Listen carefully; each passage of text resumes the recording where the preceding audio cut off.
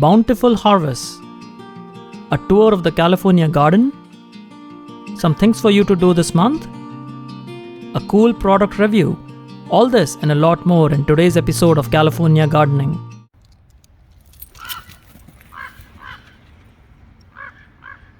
So let's begin with all the harvests we made this month, beginning with beans.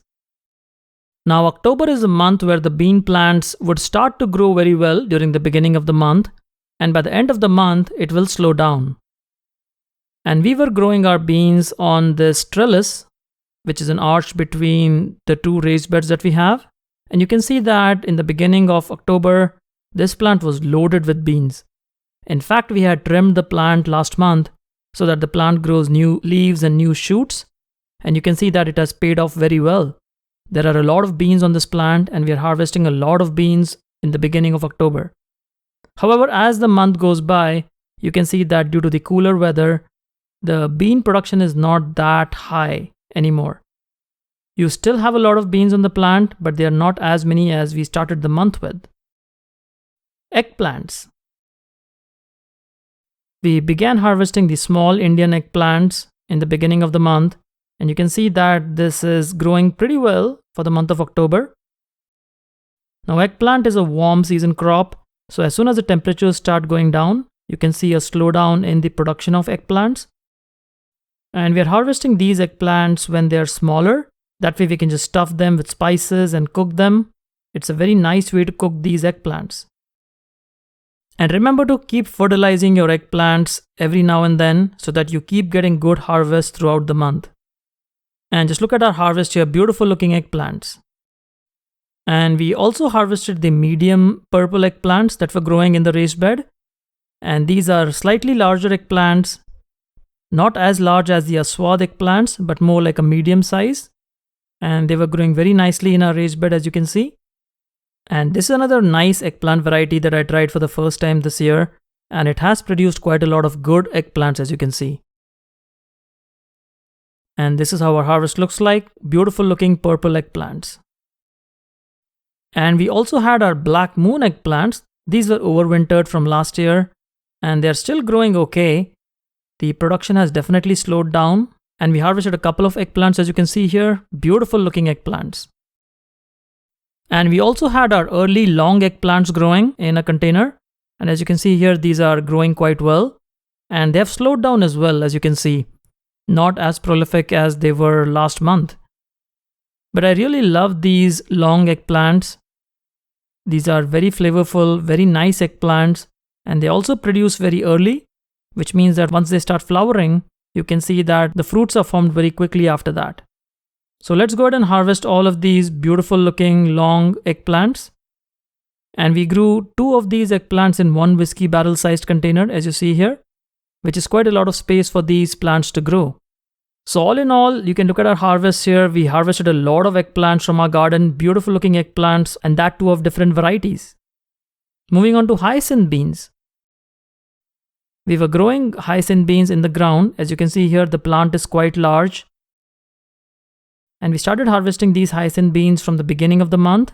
And we were harvesting these beans till very late in the month. So this bean variety grows very well even though the weather is a little cooler.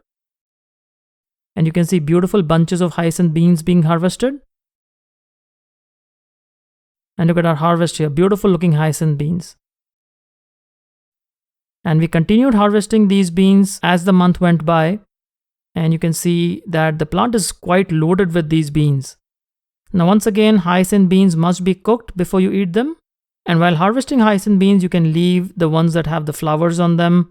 They will produce more beans as time goes by. But you can harvest all the other hyacinth beans in bunches, or you can harvest the individual beans as well. Now once the beans become a little brown and start producing the pods inside, they will go to seed. So make sure that you harvest these beans when they are tender to get the best flavor out of these beans. And here is another harvest. As you can see, beautiful looking hyacinth beans. Quite a lot of hyacinth beans. And we kept harvesting hyacinth beans in the upcoming days throughout the month. Moving on to ivy gourd. We had ivy gourds growing in a container, as you can see here. This is the short variety of ivy gourd, which produces a lot of ivy gourds. And you can see these are growing quite well still in the month of October. And we kept harvesting these ivy gourds from this plant. As you can see here, they're looking quite good. And this is quite a productive plant, as you can see. It produces a lot of ivy gourds from a relatively small plant. And we also had the long variety of ivy gourd that was growing in the container as well as in the ground. As you see here, this one is in the ground. And this is the longer variety of ivy gourd, a slightly different variety. And the plant is a little small, so it is not producing a lot of ivy gourds. The ones that are red can be discarded because they have over-ripened. But this plant still produced quite a lot of ivy gourds in October, which was quite surprising because compared to the other plants, this one is quite smaller. And you can see beautiful looking long ivy gourds from this plant. And the same long ivy gourd was also planted in a container, as you see here. And this also yielded a lot of ivy gourds. Beautiful looking ivy gourds, as you can see. Now, ivy gourds don't need a lot of attention. They don't need a lot of fertilizers or nutrients. They will grow very happily with minimal care. And you can look at our harvest here. These are beautiful looking ivy gourds. Moving on to mango. Now, we had our little gem mango tree, as you all know. This produced one big little gem mango. And this is one of the best tasting mangoes in my opinion. When we harvested this mango, it had a slight yellowish red tinge, which is when you need to harvest the mango to protect it from critters and then ripen it on the shelf. And I wanted to cut open this mango to show you how nice this mango looks. And this is also very sweet, very delicious mango. But look at how the flesh looks like from the inside. As you can see, there is hardly any fiber.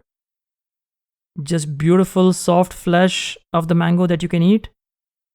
And it's also very juicy. You can see the juices are dripping down while I'm cutting the mango.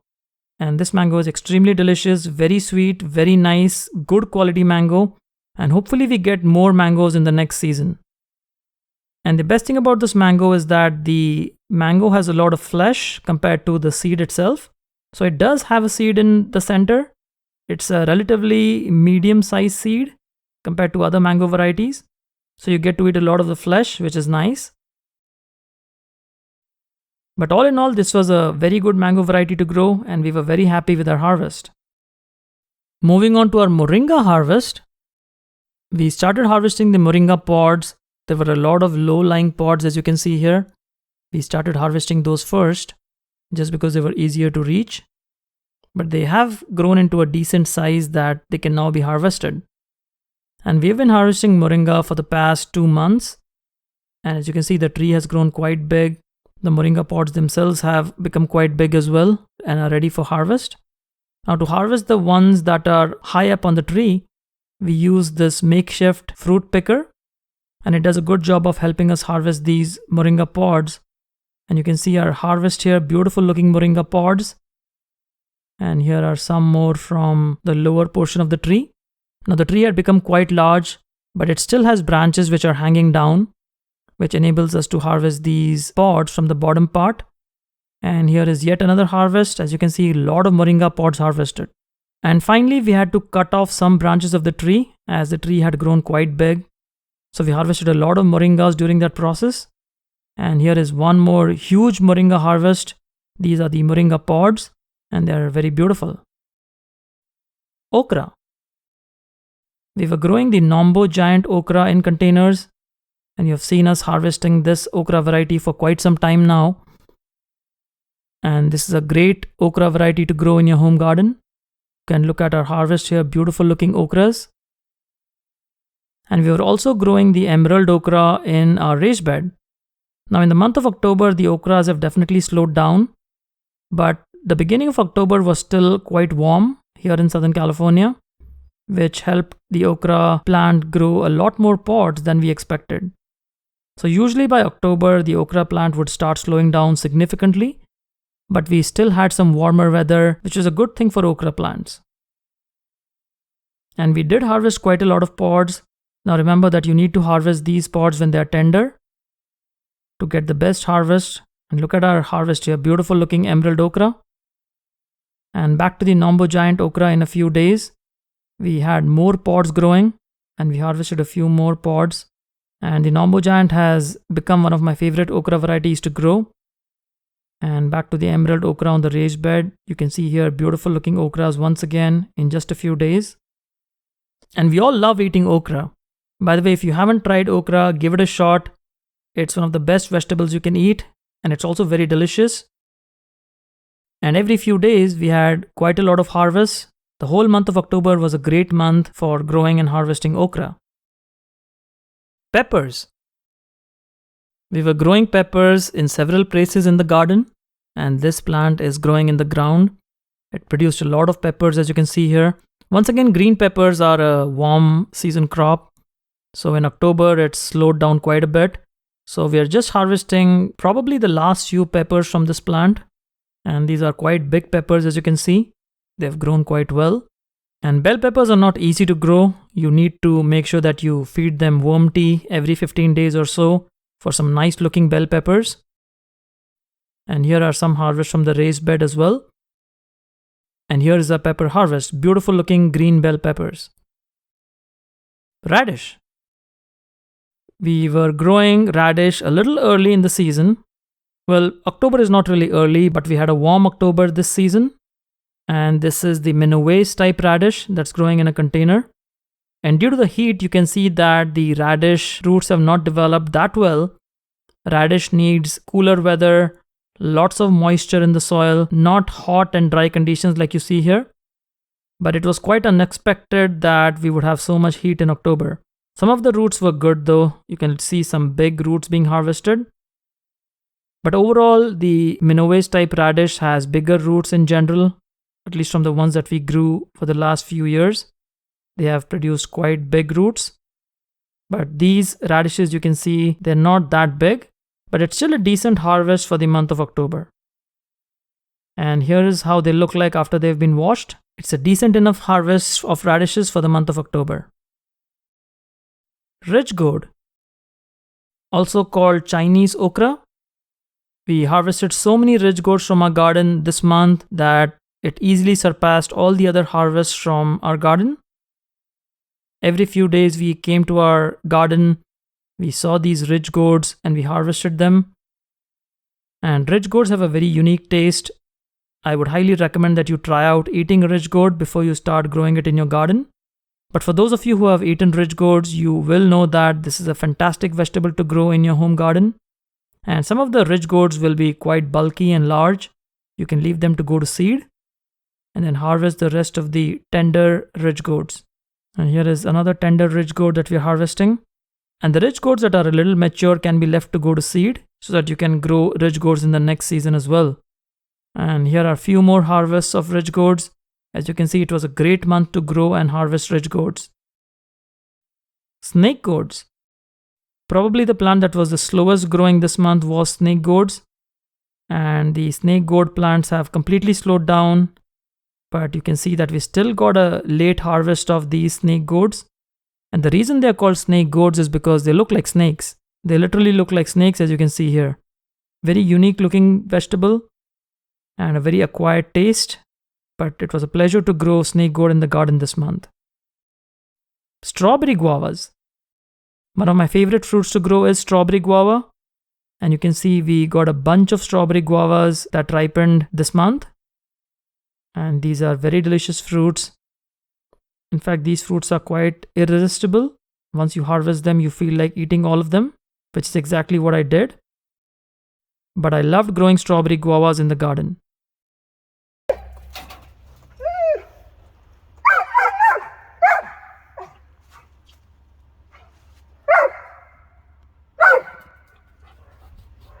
So let's begin with a tour of the garden, starting with the raised beds.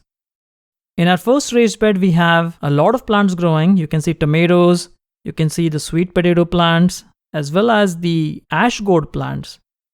Now the sweet potato plants have taken over most of the part of this bed, and you can see 2 ash gourds growing as well.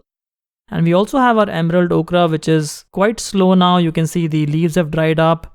The okra production has slowed down significantly. And here are the ash gourds.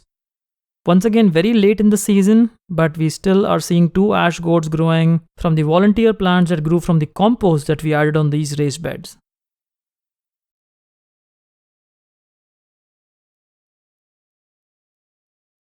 And moving on to the next raised bed, we have all our eggplants here. Once again, the cooler weather has set in and the eggplants have slowed down quite a bit. We still harvested a lot of eggplants this month, but you can see the production has definitely slowed down. And now it's a big decision whether to keep these plants or replace them with winter plants. In the next bed, we have a lot of brassicas. They're all protected by this net, as you can see. And these are all the brassicas here: kohlrabi, cabbage, broccoli, cauliflowers, all growing inside this raised bed. And the mesh protects it from insects like butterflies and moths that lay their eggs on their leaves, which introduces caterpillars that damage the leaves. And we have our ridge gourd plant that is growing between the 2 raised beds. And the ridge gourds have given us a lot of ridge gourds this month. The plant has been very productive, but now it's slowing down. You can see that the leaves are drying up and the plant is not as productive as it was in the beginning of the month. So it's a dramatic change in how the plant has progressed during the month of October. We still have a few ridge gourds though, and we are letting some go to seed, like this one here, so that we can use these seeds for the next season. Now we have cabbages on this bed, and they are not protected with the mesh, as you can see. And you can see a lot of insect damage as well on the leaves, but I think they should recover soon. We then have our tomatoes. They are still growing okay. I'm hoping to harvest a few more tomatoes before removing them. And you can see there are a few tomatoes on this plant already. And hopefully I can harvest these before I take down the plants.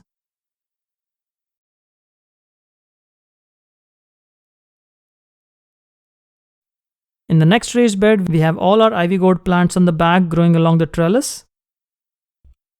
And they have been very productive as well. Not very productive this month, but overall very productive in the season. We have some taro plants growing in the corner. We have some radishes. These are the Korean radishes, followed by some carrots and some beets. Now the beets did not have a good germination rate, as you can see here. They grew okay, but not great. But all in all, a lot of things growing on this last raised bed for the winter season. And that completes the tour of our raised beds. Let's now move on to the containers. In the first container, we have some pepper plants growing, not doing that great, as you can see, some cilantro, and 1 lone cauliflower plant, followed by our Nombo giant okra, which is still productive. It's producing a few flowers and fruits, as you can see, followed by some radish seeds that we sowed here, and then some asparagus bean plants that have been growing okay, not that great. We have our Egyptian walking onions. They've grown quite well during the month of October, as you can see, and some more radish seeds that we sowed here, followed by some broccoli plants. These are the early broccoli plants.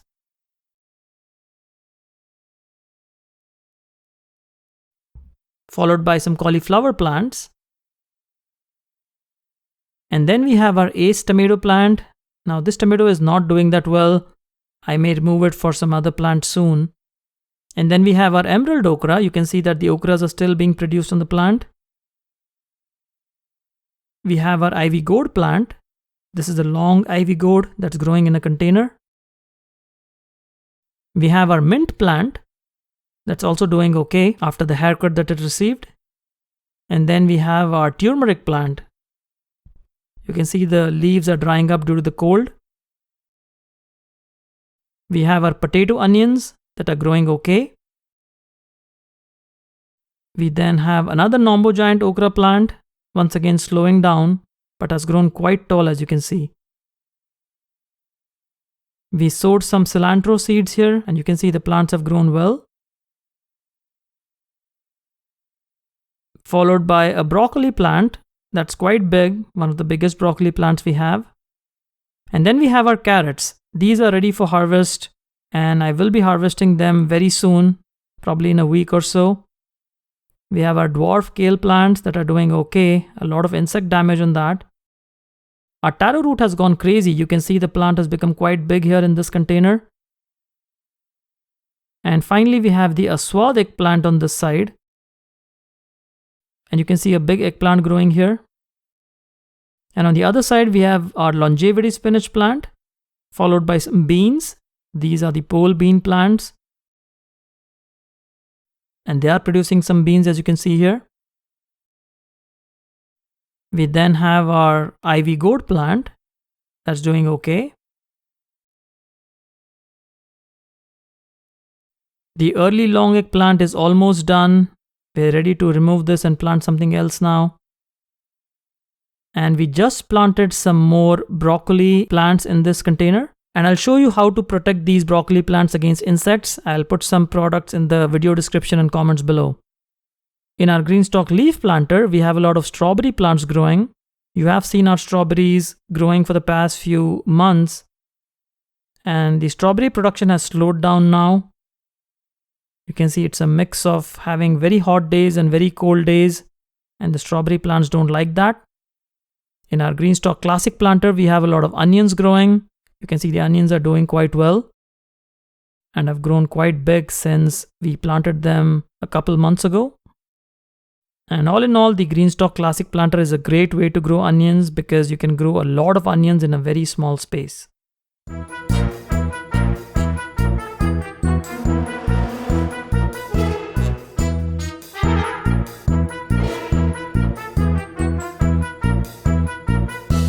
And now let's look at some things for you to do in your garden this month. A lot of you have asked me about how I fertilize my plants in the garden. And I'm going to show you how I do that with these AgroThrive fertilizers. Now you can get a free sample of these AgroThrive fertilizers on the website. And this is the big can, the big container. And the way you can use AgroThrive products are by first ordering the free sample to try out and see how you like them. You can empty the contents of the sample size fertilizer into a watering can. You just dump the entire contents of the sample size fertilizer. These are pre-digested fertilizers, easily available to your plants when you add them. And you mix it in with 2 gallons of water. And then you can just water all your plants. You can see that we are using this fertilizer on our raised beds. They're very effective for plants growing in the raised beds, as well as in containers, as you see here. We are watering our container plants with this liquid fertilizer, pre-digested liquid fertilizer. And you need to do this every 15 days. Now, a lot of you have also asked me what fertilizer I add for my mint plants. So I basically add this fertilizer every 15 days. And every 15 days, I also add worm tea, which enables these plants to uptake all the nutrients from the soil. And that's all you need to do to maintain a very healthy organic garden. And I'll post some links in the video description and comments below so you can order these AgroThrive fertilizer products.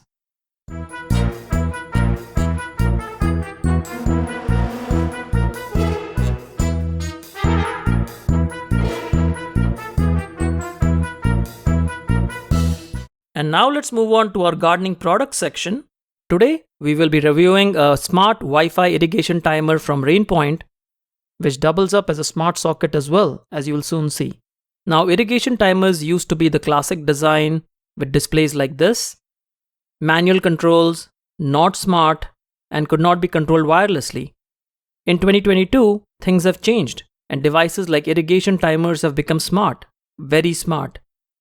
And there are variations of wireless timers like this Beehive Bluetooth timer, which has given me several problems, and the Beehive Wi-Fi timer, which is okay, but ends up being quite expensive. So in the interest of time, we will be reviewing the one zone Wi-Fi timer in detail today. However, Rainpoint does have a 2-zone timer as well, which is very similar, but with 2 programmable outlets. It is also smart and comes with a smart outlet as well. We will also be looking at the moisture sensor, which is a handy tool that integrates well with the Rainpoint irrigation system. And this review is going to be an exciting one, as you will learn some aspects of setting up a system for drip irrigation as well, which will help you eliminate manual watering. So let's start unboxing the package. And the package contains the 1-outlet Wi-Fi timer, as you can see here. This is basically the unit that goes on the faucet. where you want to start your irrigation from. And then there is this hub with a smart socket. This is what enables you to control the unit wirelessly. And the smart socket is a very handy thing to have because you still need to plug in the gateway to an electrical socket. And this smart socket, into which you can plug other electrical devices, can be controlled wirelessly. And let's look at the irrigation timer now. You can see that it's pretty good quality, well built. And the battery compartment has 4 AA batteries. Now I like 4 batteries because you don't have to keep changing the batteries very often, like with units with 2 batteries, for example. And then you scan the QR code on the quick start guide, which will take you to the download page for the RainPoint application. And then you just click on install and you have the application on your phone now to do the rest of the setup. Now let's look at the application itself. The starting is pretty simple. You just register, provide your location, enter your verification code, set a password for your account, and your account is set up. And as soon as you do that, you get some hints on adding devices. Now before we add the device, we need to plug in the gateway or the hub. And as you can see here, we are plugging it in. It also has a smart outlet here. And when you long press on the button on the hub, it starts flashing blue. This is when you can start adding the device on your app. So you just choose your irrigation timer and then add the hub, which will be used to control your device. And as you can see, we have added that here. And now we need to pair it with the irrigation outlet, as you see here. So we're going to be attaching the irrigation outlet first and then testing it, making sure everything is right. And then we will be able to control this wirelessly. So as you can see here, it fits quite well. And the first thing you need to do is turn the valve off once or twice while the water is turned off. This is very important to prime the valve before you start using it. And we are using some more products here to complete our connections. We have our thread adapter, which will adapt the outlet to the 1/2 inch tubing that we're going to be attaching. And then the water will come right through the timer. And this is our use case here. We are going to be irrigating all these containers that you see here. So we'll be taking our main line all across the edge of this wall, right to the last container. And to do that, we have a few supplies. We have our 1/2 inch irrigation line, as you see here. We also have our 1/4 inch tubes, which will connect the main line to the drip emitters. We then have some T's, which will help us wrap the main line around, and some connectors or couplings, just in case we need to connect the line. And this is the end cap. Now we need to attach the main line by pushing it into the compression adapter, as you see here. And we are going to be taking our main line all across the wall. As you see here, we have used the T's to bend around the walls. And then all the way in the corner, behind our shoe rack. And then all the way to the last container where we have the end cap. Finally, we will be attaching the 1/4 inch tubing to the drip emitter. And our setup is now complete. We will first try the manual watering to make sure that everything is working as expected. You just press the button on the unit and it should start watering. We are going to be opening up the emitters here to make sure that all the emitters are opened up and are watering these containers. It's all looking good here. The manual test seems to be okay. And since this is working manually, we will proceed to the next step. And the next step would be to start controlling the unit from your smartphone's app. Make sure you check each emitter to ensure that the manual water is working. And once you've tested, just press the button again to stop watering. And as you can see, it has stopped watering now. Now let's look at how to automate watering using the app. One way to water is by the manual watering, where you just manually water for how many ever minutes you want. And we can also set up an irrigation plan. And as you can see here, we have set this up to water a few days every week at a specified time. And you can create up to 3 programs. As you see here, you can set up the time, the duration, the number of days you want to water. It's quite flexible. And let's quickly take a look at the moisture sensor as well, because we will need this for further application configuration. The moisture sensor is basically a unit that works along with the irrigation timer. And it will sense the soil moisture and integrate with the app. As you see here, this is also by RainPoint. It uses 3 AA batteries, as you can see here. And you just press the 2 buttons on the top to make sure that it's working. And when the light turns green, you're good to go. And we now have to pair this unit with the irrigation timer. So for this, we long press the red button in the battery compartment, and it will be in pairing mode now. The next step is to place the soil sensor in the container or area you want to monitor. In the app, just tap on the sensor button, and it takes a few seconds to detect the sensor, the soil sensor device. And as you can see, it has now enabled the soil sensor, which will be used for your irrigation schedules. And you can see here, after a few days, we have been monitoring the humidity and the temperature, which is pretty cool to see on your app.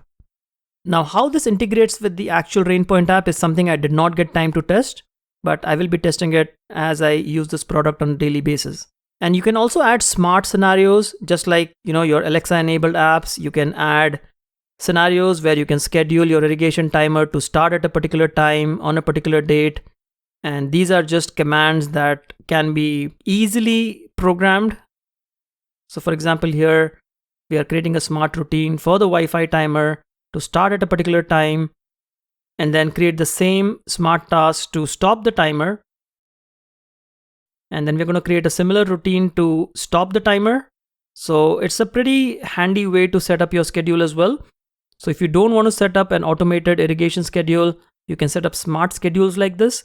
If you like, little programming and setting up your device this way, this is a good way to set up the irrigation timer. So as you can see, we are now setting up the off routine, where you can set your irrigation timer to turn off at a specified time.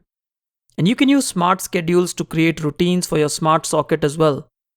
So the smart socket, which is an electrical socket, can also be programmed. And creating a smart schedule for the socket, for example, will let me move the gateway to the greenhouse, and then I can plug in my greenhouse heater into the smart socket to set it on and off during specified times. So in this case, I am setting up the smart socket to turn on at 7 a.m. every day, and then later we will be creating a routine to turn it off at 6 p.m. I'm choosing all days of the week. So this routine here will turn on the smart socket at the specified time, which is 7 a.m.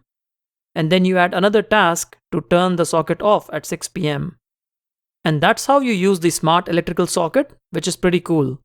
And as you can see here, the provided smart socket is actually a bonus. The app controls both the Wi-Fi timer and the smart socket. So all in all, this is a great product because you're not only getting the Wi-Fi irrigation timer, but a smart socket as well. The app is also very good, very easy to use. It has all the features of controlling the Wi-Fi timer as well as the smart socket all in one app. And it's a very well designed app, easy to use. Now, one thing that I really miss in this app compared to my other apps like Ratio is an irrigation calendar, which lets me view the calendar, skip schedules as needed, and makes it very easy for me to look at all the zones being watered. And I really wish this app could include this feature in the future. So I haven't had a lot of time to test all of these products, but in the upcoming weeks and months, I will be testing these products more. But so far it's worked quite well in the past month, and I have no complaints. It's a great product, very well built, and well worth the price. And I'll provide links to this product in the video description and comments below.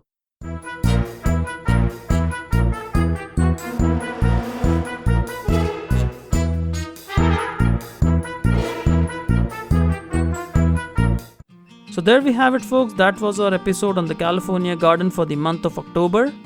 If you like this video, please hit that like button. And 80% of you who are watching are actually not subscribed to the channel. So it would really help if you could hit that subscribe button. And if you have any questions or comments, put them in the comments box below. We'll see you again soon. Happy gardening.